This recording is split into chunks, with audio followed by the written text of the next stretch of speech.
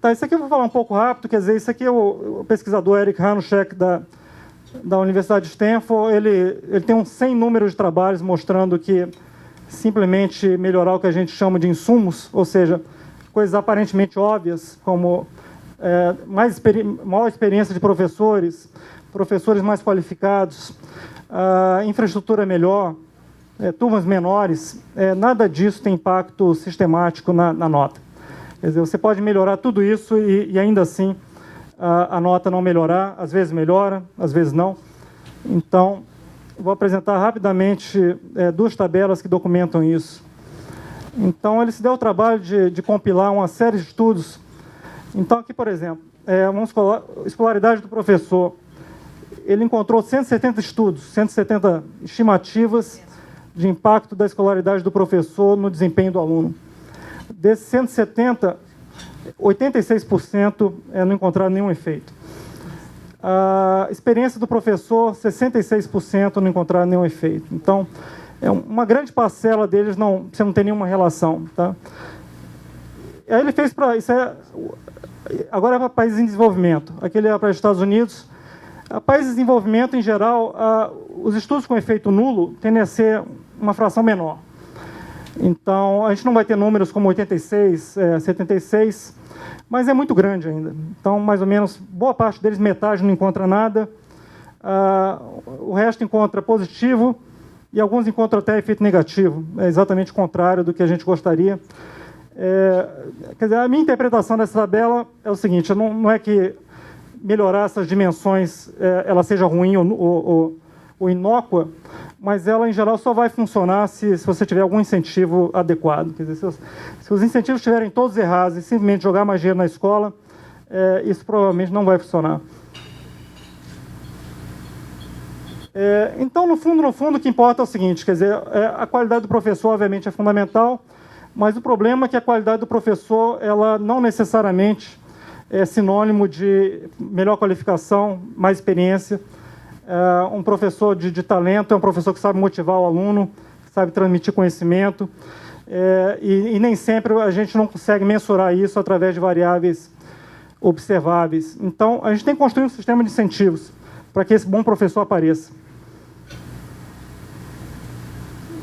Então, aqui deixa eu falar um pouquinho rapidamente dessas três dimensões que eu falei, né? O que é a ideia de responsabilização?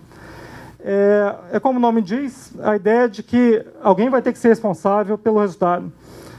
Então, se o resultado foi bom, a pessoa vai ser premiada. Se o resultado for ruim, ela de alguma forma vai ser punida.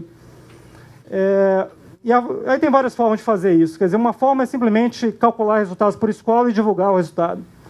Então, o simples fato de você divulgar a nota de uma escola já gera pressão. Quer dizer, qualquer pessoa aqui que tem filho na escola sabe que o resultado do Enem faz diferença. Quer dizer, você vai ver o resultado do Enem, se o resultado é ruim, quer dizer, meus filhos estudam no Santo Inácio, quando saiu, uns anos atrás, o resultado ruim do Santo Inácio, no dia seguinte tinha fila na porta do diretor. Então, hoje em dia, o Santo Inácio está em segundo, atrás de São Bento. Então, faz diferença. Realmente, a nota, a pressão, ela pode gerar uma mudança.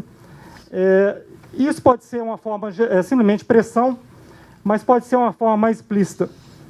Pode ser, efetivamente, você aumentar salário ou você demitir em função do resultado, que seria uma forma mais explícita de fazer isso.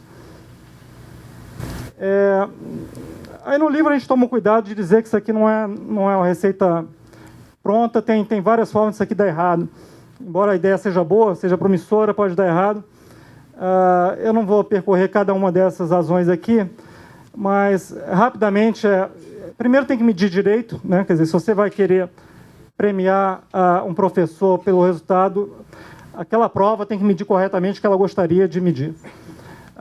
Tem situações onde o professor simplesmente vai querer que o aluno tenha uma boa nota na prova, dimensões do conhecimento ou que não são cognitivas, que não estejam na prova, podem ser ignoradas. Então, teaching to the test é a ideia de que tudo que não está no teste vai ser ignorado. Então, se o teste não for bom, isso obviamente não vai ter consequências ruins.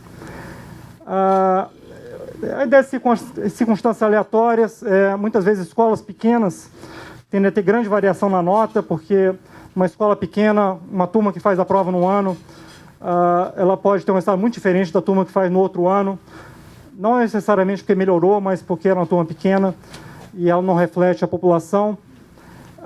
A nota também, isso aqui é importante, a nota depende das características socioeconômicas dos alunos. Então, obviamente, não é desejável punir uma escola porque ela tem alunos pobres e, por isso, a nota dela é ruim. Então, de alguma forma, a gente tem que ser capaz de mensurar a contribuição da escola separada dessa característica socioeconômica.